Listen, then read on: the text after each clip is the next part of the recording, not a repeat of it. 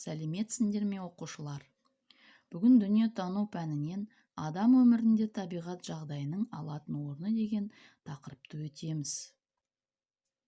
Сабақтың мақсаты ірі табиғи нысандарын, тау, жазық, көлдер мен өзендер шаруашылыққа маңызын анықтау.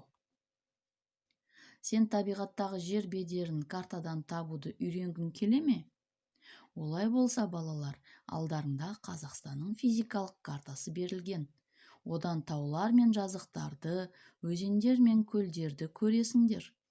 Олар қалай аталады және картада қандай түспен берілген? Жақсылап қараңыздар, балалар.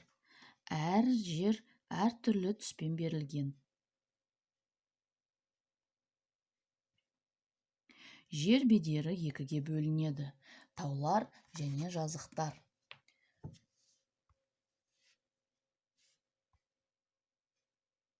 Тау бұл жер бетінің айналасынан едәуір биік тұсы. Адамдар тауда, жазықта, өзен-көл маңында, шөл далада, сусыз жерде де өмір сүре алады. Таудың табиғаты сұлу, жанға жайлы келеді. Сондықтан онда демалыс орындары салынады. Далаға егін егеді, жайылым жерлерге мал жаяды, өзен-көлдерден балық аулайды. Тау құрылысы: тау етегі, тау бөктері аңғары, тау биік шыңы. Қазақстан жеріндегі таулары: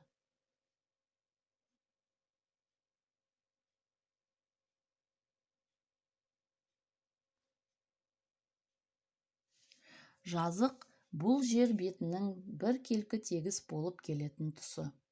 Қазақстанның сусыз аймақтарында тұратын адамдар жыл бойы малының жайылымын екінші жерге ауыстырып отырған.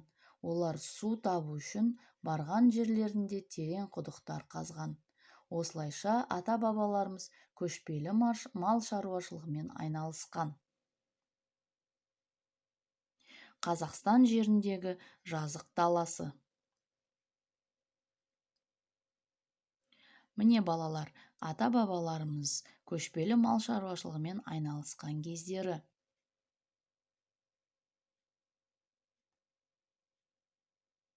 Енді, балалар, дәптермен жұмыс жасайық. 64-ші бетті ашамыз. Бірінші тапсырма: өзің тұратын жердің бедерін анықта. Жазық, қырат, таулы жер. Қайсында өмір сүресіңдер? Өз мекенінің суретін сал. Екінші тапсырма: сен тұратын мекенінің табиғаты қандай шаруашылықпен айналысуға қолайлы? Қажетті еңбек түрінің астынсыз. Егіншілік мал шаруашылығы. Өз мекенінде шаруашылыққа қандай қолайлы жағдайлар бар?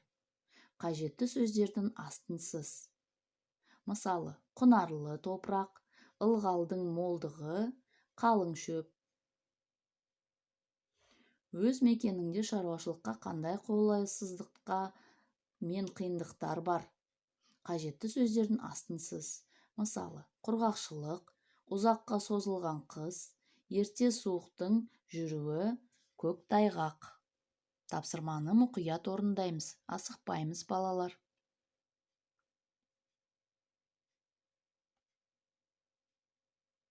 Сабақты қорыта келгенде рефлексия жасаймыз, бағдаршам әдісін пайдаланамыз. Жасыл түсі: мен түсінбедім. Сары түсі: менің сұрағым бар. Қызыл түсі: маған барлығы түсінікті болды.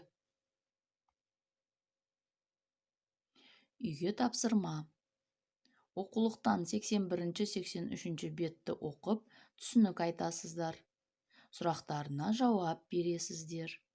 Ал жұмыс дәптерінен 66 бетті орындайсыздар. Осымен сабақ аяқталды.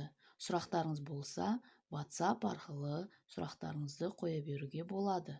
Назарларыңызға рахмет. Қош сау болыңыздар.